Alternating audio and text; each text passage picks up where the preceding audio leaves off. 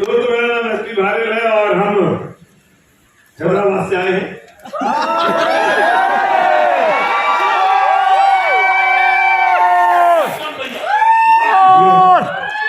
तो मुझे तो ऐसा हो गया है कि एक बड़ा सा घर यहाँ नहीं है सर, एक बड़ा घर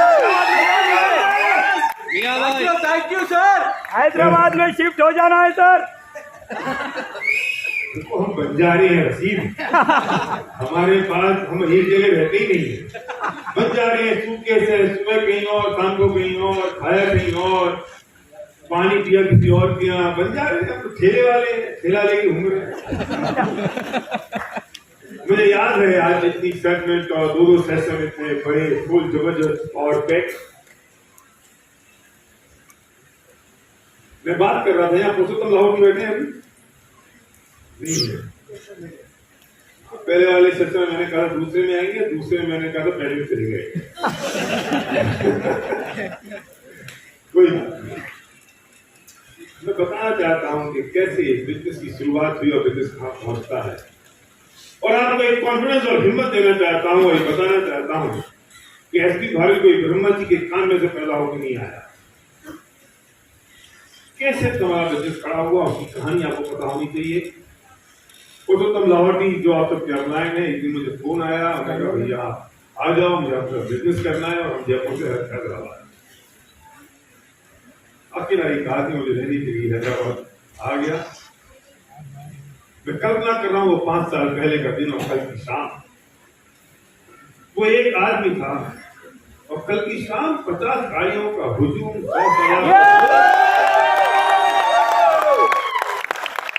पूरा हंगामा मच गया पूरे रोड पर। लोग पूछ रहे थे है क्या, लेकिन जो समझदार लोग थे उन्होंने कहा कि तुम जानना चाहते हो है क्या, तो ये लो टिकट, कल के प्रोग्राम में आ जाओ।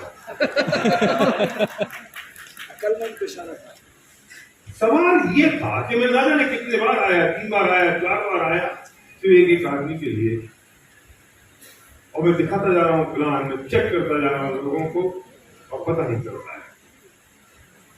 लेकिन थैंक गॉड वो 2 इडली और 3 घंटे, 2 इडली खिलाई इंद्र ने मुझे। सिर्फ मैंने कहा इंद्र और कुछ खाने का मन है? बोले भैया ऐसा डिजाइन कर लेंगे और खिलाएंगे, वरना 2 इडली काफी। वो दिन जब एयरपोर्ट पे 2 लोग मुझे लेने और आए, इंदर और चिरंजीव, हम एक होटल में बैठे, हमने नाश्ता किया, 2 इडली और 3 घंटे, बस उतने हुजूम खड़ा हो गया उसके बाद। बड़ा बिजनेस है, कहां से आ गया, कैसे हो गया, ये सब बड़ा काम कैसे हो गया, मैं आपको बताना चाहता हूं कि सिर्फ एक मीटिंग 3 घंटे की वो होटल में इंदर, सतिंदर और चिरंजीव 3 लोग थे, आई थिंक सो।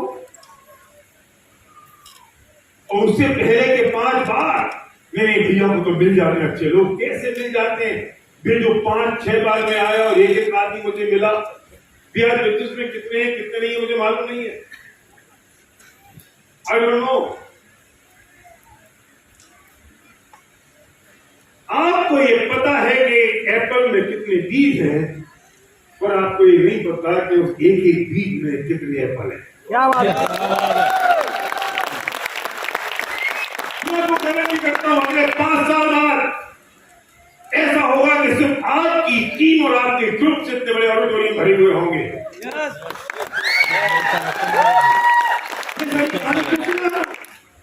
जिससे आपको आज से 5 साल और 10 साल बाद लोग समझेंगे एसपी भारल कोई आदमी था, आसमान से टपका था, ब्रह्मा जी के काम में से पैदा हुआ था, उसे बड़ा बिजनेस बना लिया। लोग भरोसा नहीं करेंगे। लेकिन आज मैं आपको एक कहानी बताना चाहता हूं, ये सुनाना चाहता हूं मेरे बिजनेस की शुरुआत कैसे की और कहां से की और मैं कहां तक पहुंचा, और ये आपके साथ क्यों नहीं होगा। लेकिन आपकी कमिटमेंट चाहिए, आपकी सीरियसनेस चाहिए और आपका एक जुनून, पैशन चाहिए। मेरे पास जो वो था, मैं लगा रहा, मैं जुटा रहा हूं, ढूंढता रहा, उस सही व्यक्ति तक मैं पहुंच जाऊं जहां से बिजनेस की शुरुआत कर सकें। पूरे हिंदुस्तान में नहीं, पूरी 8 कंट्री में बिजनेस की शुरुआत ऐसे ही हुई। तो मुझे वो दिन की याद है जब मैं हैदराबाद आया करता था और एयरपोर्ट पे कोई नहीं आता था और मैं अकेला कैब बुक करके कहीं मीटिंग करने चले जाया करता था। कभी काम ही नहीं किया।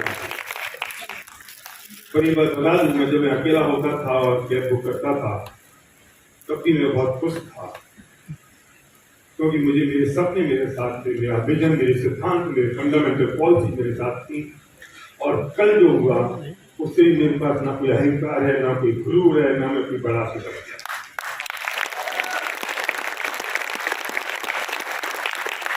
मैं आपसे कुछ सीरियस बात करने आया हूं। आपको मेरी बात हिंदी समझ में आ रही है? Yes. कोई ट्रांसलेशन की जरूरत नहीं है? No. नो? No. जरूरत है? No. ये दासू बोलता है जरूरत है। दासू को ये लगता है कि हमारे लोगों को समझ में नहीं आता, लेकिन कोई बात नहीं, हम करेंगे। हमने कुलकर्णी सत्यनारायण को जिम्मेदारी दी है, कोई भी जिम्मेदारी दी है सलीम को। आप चिंता मत करो, बीच बीच में ब्रेक करेंगे और ये ट्रांसलेशन करेंगे, बाकी आप समझ जाओगे मेरी भाषा। ये थोड़े दिनों में पूरी तेलुगु सीख जाऊंगा।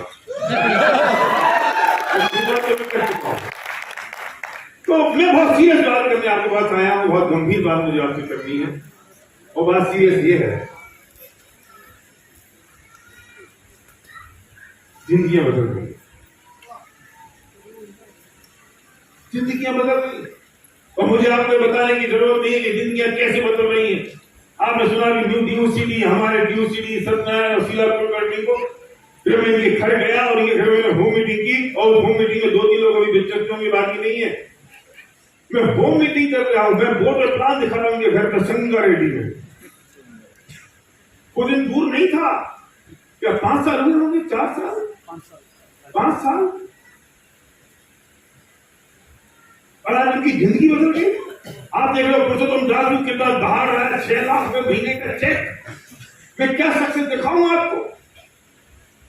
अब सक्सेस किताबों में नहीं है, चलती फिरती है। मैं कल बैठा हुआ था हमारे कमाल की मजड़ी, काले कलर की मजड़ी। ये कमाल ये कैसा आदमी है, इससे मछली की बात करो जिसकी आंखों में आंसू आने लगते हैं, समझ नहीं आता। ये है वो टेक्निक, ये वो रीजन, ये वो वजह।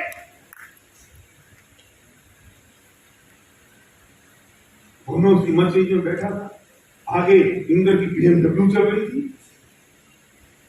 मुझे बस वही चाहिए, मेरी वही प्यास है।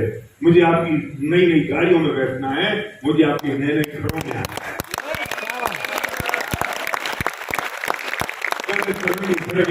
बड़ा घर, 3 करोड़ का घर ले लिया भैया, ऊपर नीचे। इसके पेरेंट्स इतने खुश थे, इसकी वाइफ, वो करण, सब, इसकी माँ, दादी है, नानी है, वो 90-95 साल की, इतनी खुश ब्लेसिंग कर रही है। शायद इसी में जिंदा हूं और इसलिए इस बिजनेस को बेच मुझे आपके घर आना है, आपके नए घरों में आना है, जो व्यक्ति के पैसों से आया है उसमें खाना खाना है, आपकी गाड़ियों में बैठना है, बस शायद इसलिए मैं बिजनेस को बेच कर रहा हूं। नौकरी करने वाला एक पुरुषोत्तम दास 6 लाख रुपए की बात कर रहा हूं, करनी है। आ रहे हैं एक बिल्डर अशरफ इधर है, एक बिल्डिंग करने वाला आदमी जो सिर्फ बिल्डिंग कर रहा है, आज उसकी जिंदगी बदल गई। उसने आज कमिटमेंट करी है, क्या जा रहा है, यूसीडी जा रहा है, ड्यूसीडी जा रहा है, डीसीडी जा रहा है 90 दिन में। अरे चला जाएगा, क्योंकि एक पावरफुल ड्रीम है, एक वजह है, एक रीजन है। कल से मैं रशीद को देख रहा हूं, फोन में से बाहर निकल रहा है।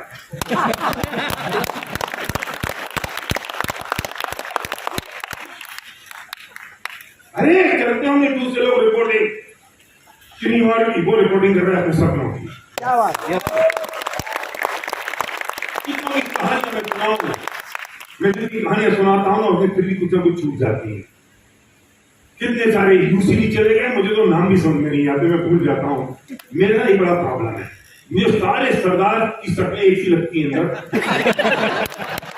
मैं पंजाब में जाता हूँ खासतौर से, यहाँ तो 2-4 ही हैं, उस समय एक से लगते हैं मुझे।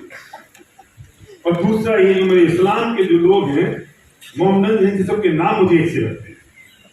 मैं फर्क ही समझ नहीं पाता हूँ धीरे धीरे सीख रहा हूँ ये खमर है, ये उमर है, ये अस्फाक है, कोई है ना? नहीं है? यस यस बराबर बोले सर। अरे सुनो, ये दो चार नाम ऐसे हैं, बोल दोगे कोई ना कोई तो निकलेगा। सरदार और दूसरा नाम ऐसे भूमिकार, कर्मिकार, हरमिंदर, ये सब निकलेंगे। इसलिए तुम क्या समझते हो मैं पूरी हिंदुस्तान में ऐसे ही घूमता हूँ?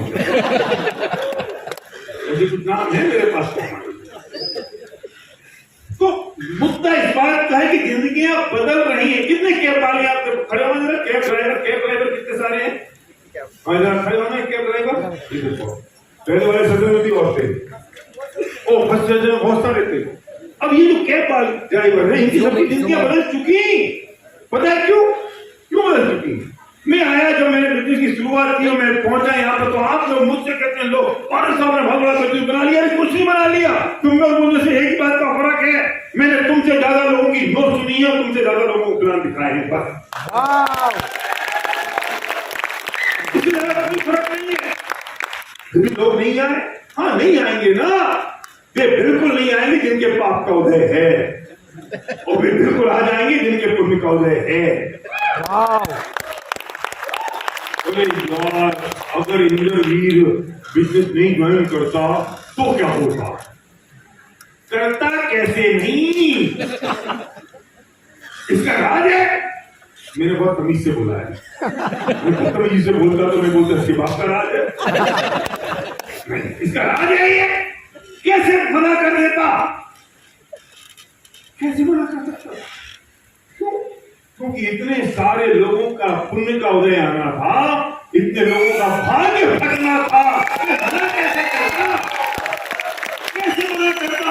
अगर मना कर देता तो कुछ कम बातों की छेड़ा कैसे आते? कुलकर्णी की जिंदगी कैसे बदलती? वो बहन हमारी वो यूसीडी गई है जो गायनेकोलॉजिस्ट है, वो कैसे जाती? कैसे होता? लोग कहते हैं अगर संध्या मना कर देती शादी करने से तो क्या होता? कैसे मना कर देती? उसकी हिम्मत कैसे मना कर देती? अगर वो मना कर देती तो सर्वज्ञ को पैदा होना तो निश्चित था ना, वो कहां से पैदा होता?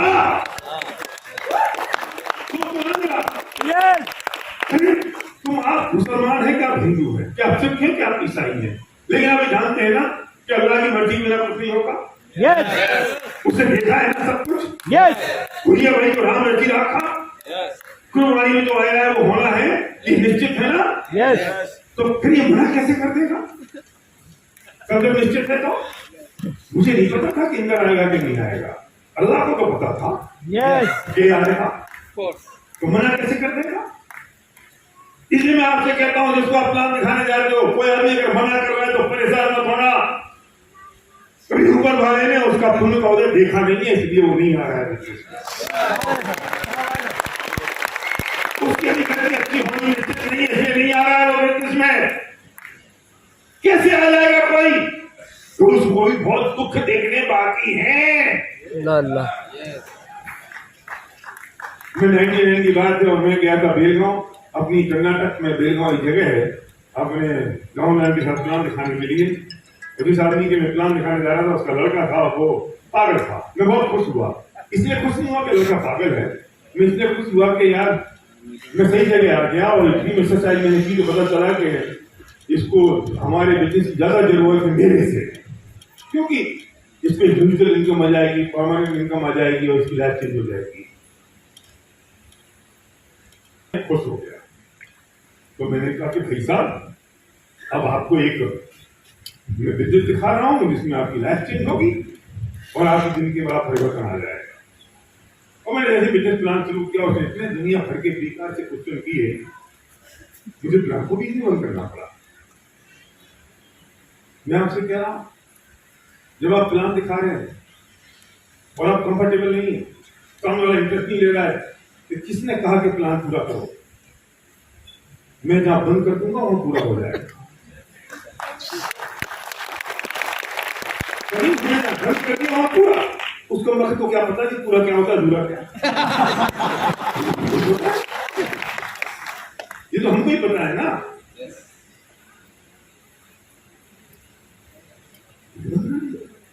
मैं बाहर निकला तो मेरा वो गाँव ने बोला कि भैया आपने पूरा प्लान नहीं दिखाया। मैंने कहा नहीं दिखाया। क्यों?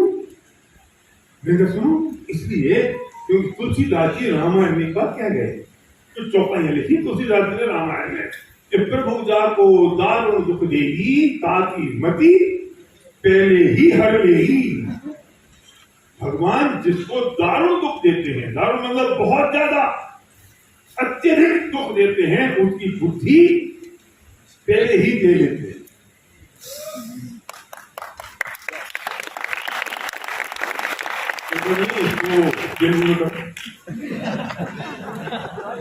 हाँ यही करो किया था, अभी जितना सही करो।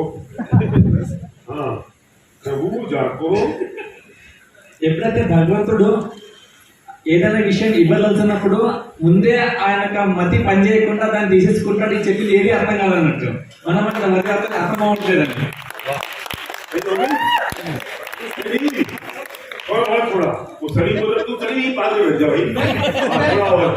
భగవంతుడు ఎప్పుడైతే మనకి కష్టాలు ఎక్కువ ఇస్తాడో ఆ కష్టాలు ఎక్కువ ఇచ్చినప్పుడు ఆ బుద్ధిని తీసేసుకుంటాడు. అంటే ఈయన కష్టాలు ఎక్కువ ఇచ్చినప్పుడు ఈయన బుద్ధి దిమాగ్ పని చేయదన్నమాట. ఆయన బ్రెయిన్ తీసేసుకుంటాడు, కష్టాలు ఎక్కిస్తాడు. అప్పుడు ఆయనకి ఆలోచన రాదన్నమాట. प्रभु दार को दारुण दुख देगी ताकि मति पहले ही हर ले। ऐसे बोलो।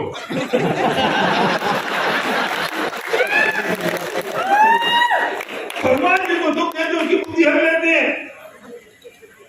आपने बहुत सारे लोगों को बुलाया होगा, वे नहीं आए, आप बड़े दुखी हो रहे हैं।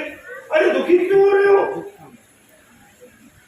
एक ही बात याद रखो, प्रभु जात को दारुण दुख देगी बाकी मति पहले ही हर गई। कुलकर्णी हमारा सत्यनारायण ने फोन किया, तुम आ जाओ, तुम्हारा घर बनवा देंगे। वो बोलता टाइम नहीं है क्योंकि किराए का मकान ढूंढना है।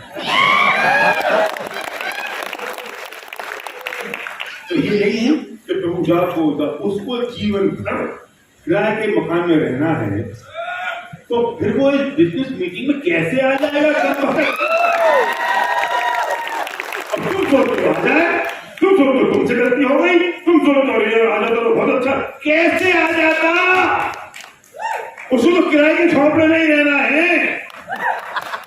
इस चरण मना कैसे कर देता? इसको 3 करोड़ का मकान खरीदना था ना, इसकी हिम्मत खड़ा कर दे। और सुनो, इसकी हिम्मत जब वो आ जाए नहीं आ सकता, क्योंकि प्रभु जात को दारुण दुख देगी ताकि मति पहले ही हर लेगी। और जितने लोग इस हॉल में बैठे हैं ना, इनके लिए तुलसीदास जी कह गए हैं, प्रभु जात को दारुण दुख ना दे ही ताकि मति ना हर लेगी। आप इसलिए बैठे क्योंकि आपको आपका भविष्य उज्ज्वल है। आप इसलिए बैठे क्योंकि आपको पता है कि आपका फ्यूचर क्या है, और आपको पता है कि आप जिंदगी में क्यों बहुत देर बाद आए तुम भाई दुनिया कहीं और चले गए नहीं ना? हाँ नहीं तो दारू दुख ही हो जाता।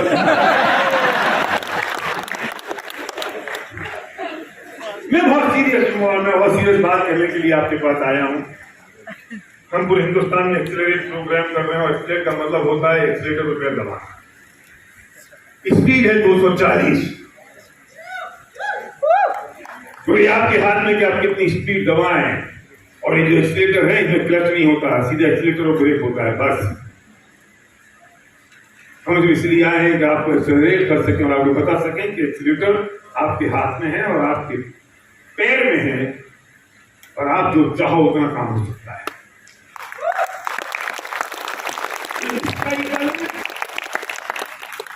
कोविड आया, पूरी दुनिया की सोच बदल गई। कोविड आया, लाइफ स्टाइल चेंज हो गई। पहले कोविड में फर्स्ट फेज में लोग डरे हुए थे लेकिन नुकसान नहीं हुआ। लेकिन जो सेकेंड फेज आया, इसमें हर घर में बीमारी थी और हर दूसरे घर में मौत। मैं ही नहीं, आप सबके पास 4-5 ऐसे लोग होंगे तो आपका मित्र, वो आपका दोस्त, आपका भाई, आपका फैमिली मेंबर, आपका पड़ोसी, आपका जानकार या आपका रिश्तेदार, में से 4-5 लोग तो आपका साथ छोड़ के दुनिया छोड़ के चले गए। आप सबके पास होंगे ऐसी बात यस और ऐसे नाम होंगे। और मेरा प्रश्न ये है कि क्या अभी भी हमें बात समझ में नहीं आई कि क्या कीमत होती है सेंस ऑफ अर्जेंसी की? क्या हमें अभी भी समझ में नहीं आया क्या क्या कीमत होती है सिक्योर्ड इनकम की? क्या हमें अभी भी समझ में नहीं आई ये बात कि पैसों की क्या कीमत होती है? और क्या हमें ये भी समझ में नहीं आई कि रिश्तों का मतलब क्या होता है? आपके पास मेरे से ज्यादा कहानियां होंगी। जो आदमी अस्पताल में पहुंच गया, उसके परिवार वाले, उसका इंतकाल हो गया, तो उसको कब्रिस्तान ले जाने या शमशान घाट ले जाने की जिंदगी है। इससे ज्यादा होंगी रसीद तुम्हारे पास है। मेरे से ज्यादा बातें आपके पास ऐसी होंगी कि कोई आदमी चला गया तो उसकी पत्नी और उसके बच्चों की क्या हालत थी। क्या अभी भी बात समझ नहीं आई कि पैसों की कीमत क्या है? क्या हमें अभी भी समझ में नहीं आई कि पैसों की जरूरत कितनी है? मैं भी फर्स्ट फेज में, मुझे भी कोविड हो गया और मुझे अकेले नहीं, मेरी पूरी फैमिली को, 4 लोगों को हो गया। सिद्धि और चेरी रह गए थे, मेरी माँ को, संध्या को, मुझे और सरल को। हम हॉस्पिटलाइज रहे 8 दिन। चलो कि जब हम 3 लोगों को हॉस्पिटल में एडमिट करने के लिए गया गाड़ी से, उसने उसको बुखार नहीं था। डॉक्टर ने उसको बधाई दी कि सर बधाई हो, मैं बुखार नहीं आया। सर ने कहा कि डॉक्टर साहब मुझे बधाई उस दिन देना जिस दिन मैं अपनी दादी को यहाँ से वापस डिस्चार्ज करा के ले जाऊंगा। मदर 85 ईयर ओल्ड है, जो अस्पताल जाता है वो लौटता है, तो ऐसा लगता था। पापा मम्मी तो ठीक है, सर्वाइव कर जाएंगे, दादी का मुश्किल। मैं 8 दिन बाद आया और मैं 29 दिन मैं कमरे में कैद था। मेरा फोन स्विच ऑफ था, मैंने किसी से कोई बात नहीं। लेकिन मुझे एक बात बताऊं, उस महीने का चेक पिछले महीने से बढ़ गया है।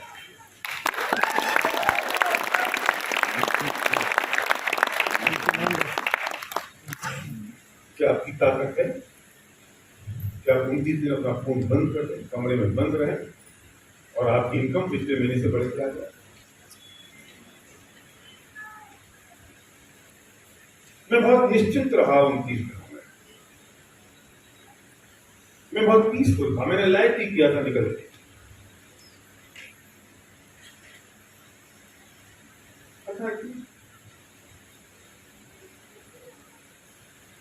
क्योंकि मुझे पता था कि अगर मैं मर भी गया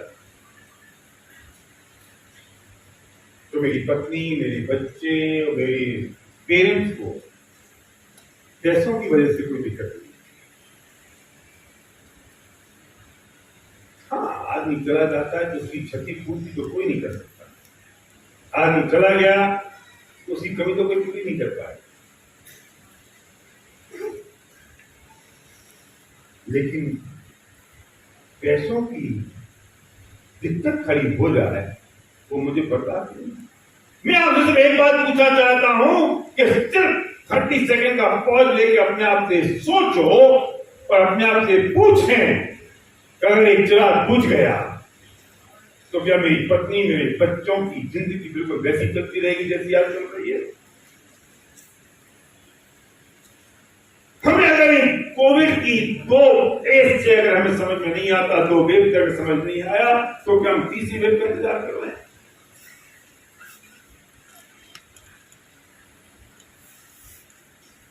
अभी भी सोच रहे हैं कि फिर कोई और किसी, अरे पड़ोसी के घर में अगर आग लग रही है, उससे अगर हम नहीं देते तो अगला नंबर हमारा हो सकता है। अभी भी आपको स्पेस ऑफ अर्जेंसी समझ में नहीं आती, अभी भी आपको स्पीड समझ नहीं आती, अभी भी आपको सेकंड सोर्स ऑफ इनकम समझ में नहीं आती, अभी भी आपको सिक्योर्ड इनकम समझ में नहीं आती।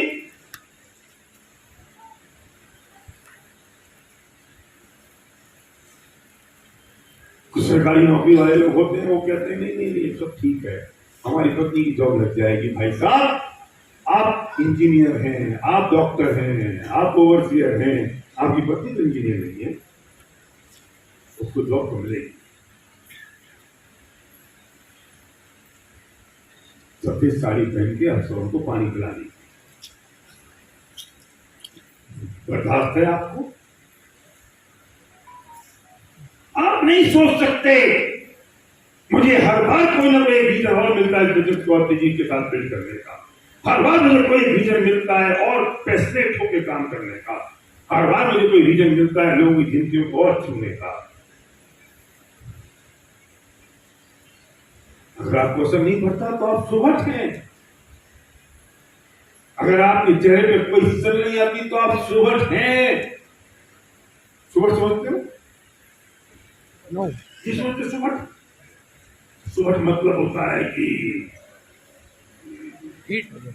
जिसपे कोई असर नहीं हो। सुबह का मतलब जिसपे कोई असर ना हो, कोई इतना मजबूत इतना स्ट्रॉन्ग, हाँ थिक स्किन, मोटी चमड़ी वाला। अभी समझाता हूं मैं। एक सेना का ऊंट था, सेना का ऊंट, और वो किसी के खेत में घुस गया। तो जब खेत में कोई जानवर आ जाता है तो किसान क्या करता है, एक छोटी सी थाली लेता है, उससे हवा बजाता है, भागो भागो भागो भागो, दूसरा जानवर भाग जाता है। तो ऐसे ही सेना का ऊंट घुस गया, तो किसान ने देखा ऊंट आ गया है, तो किसान ने अपनी थाली उठाई, एक डंडा उठाया, बजाने लगा। ऊंट का असर ही नहीं हो, फिर ही बजा, फिर ऊंट का असर नहीं हो, फिर उसे कान के पास ले गया, फिर बजाया, ऊंट का सही वो खाए जाए खाए जाए खाए जाए, फिर वो दूसरे कान के पास ले गया, फिर भी असर नहीं वो खाया जाए। और जैसे उसने अपना खाया, जैसे बिस्लरी का विज्ञापन आता है, अपने ऊंट में अपनी अंगड़ाई ली, डकार ली, बिस्लरी का पानी पिया और जाते जाते बोल के गया, सुन किसान, अपन तो सेना के ऊंट हैं, हम पर तो दुश्मनों के नगाड़ों का असर नहीं होता। तेरी ये छोटी सी थाली, तेरी ये दुनिया में क्या काम देगी, उसे कहते हैं वो सुबह है।